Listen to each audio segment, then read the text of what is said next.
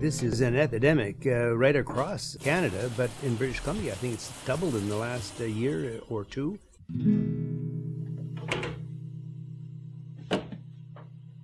The big picture is all coming together and focusing on these kids and these families that are part of this school and saying, how can we best support them? I think education is the key to changing the course of one's life. So what I'd like to see personally is greater emphasis on early intervention.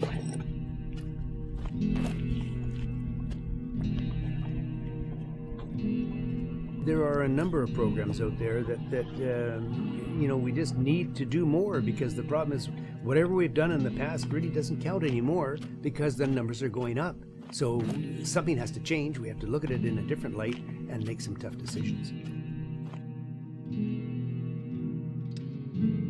What is child poverty? It is any situation where a child grows up where they don't have the necessities to achieve their full potential. Poverty is when people don't have the adequate resources to live a full life in our community. So it covers a whole range of things, but it can be quite subtle or it can be quite drastic, such as no place to live, or not enough food, or no clothes. But it can be more subtle too. You can't have a joint football team, play hockey with their peers. We also know from Stats Canada that child poverty is prevalent among single-parent families. So a single-parent family, and it's usually a single mom with a child, lives on no more than $20,000 a year. BC has the highest child poverty rate in Canada, and Nanaimo is currently ranked number 2 in BC. There's certainly social isolation that happens, and I think we as a society need to be cognizant that many people use the food bank. Here in Nanaimo, it's 1 in 13 people have used the food bank in the last year. So there's our neighbors, there's guaranteed people in your classes use the food bank. And just because you think you're up the north end of Dover Bay, I guarantee you we got people up there that need the food bank. So definitely heartbreaking, the situations we face. It starts as soon as they walk into the doors of this school, because with a lot of these kids, because they're dealing with poverty, this school essentially is a safe place for them, right? Because they have access to food, they have access to a safe environment. One of the questions that I've asked once is, have you had breakfast? No. The answer has been no, because we haven't had groceries in 3 weeks, because our mom and dad don't have work right now, so they don't get a paycheck. Parents may be out of work, parents may be incapable of working, there could be abuse present in homes. I've been made aware of situations where parents have locked cupboards on children.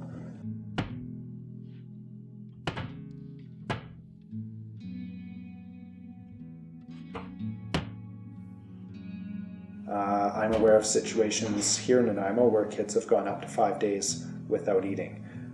There are situations where kids are not eating over the weekend because the only time they eat is when they're at school.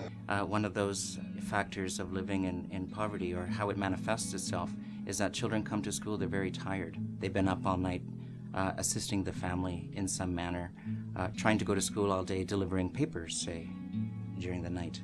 So therefore their cognitive capacity might be lower, they're tired, not able to learn, maybe not even getting to school frequently. So that definitely affects how they do in school. There are many youths working today providing for their family.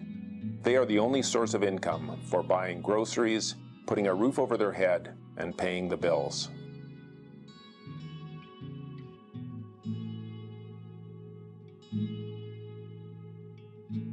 Really, it's lack of a whole bunch of other things as well. And coming back to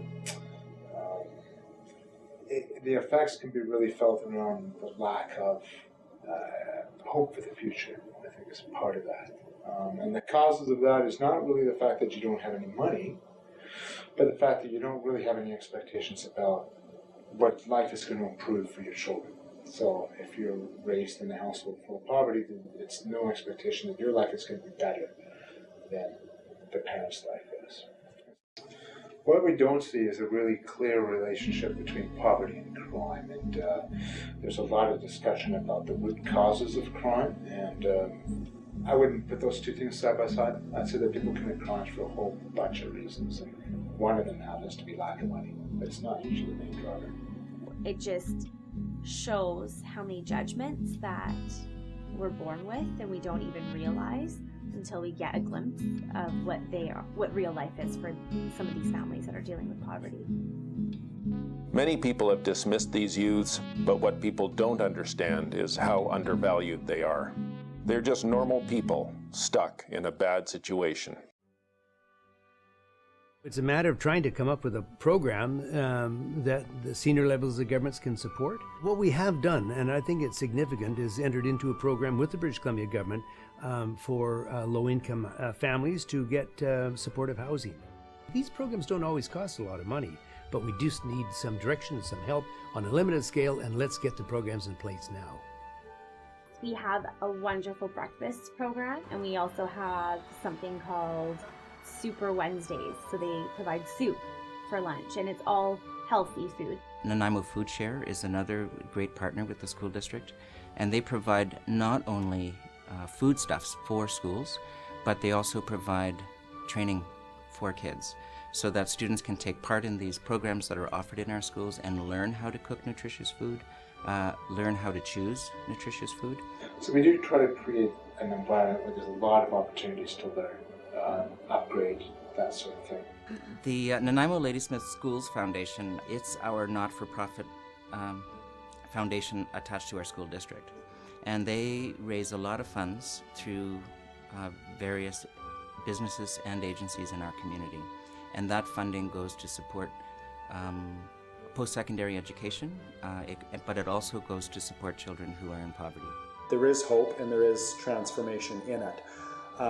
In any particular month, over 3,000 people don't use us who have used us in the last year. Some of those are going to be people who don't need it anymore because they found employment or they found resources that they don't need to access the food bank. We do have a local business in town right now that is doing a fundraiser for us. The owners of that business 10 years ago needed to use the food bank. The woman had been diagnosed with cancer, and the husband was involved in a terrible car accident, and so the family needed to use the food bank. They're now back on their feet, they have a successful business, and they're giving back.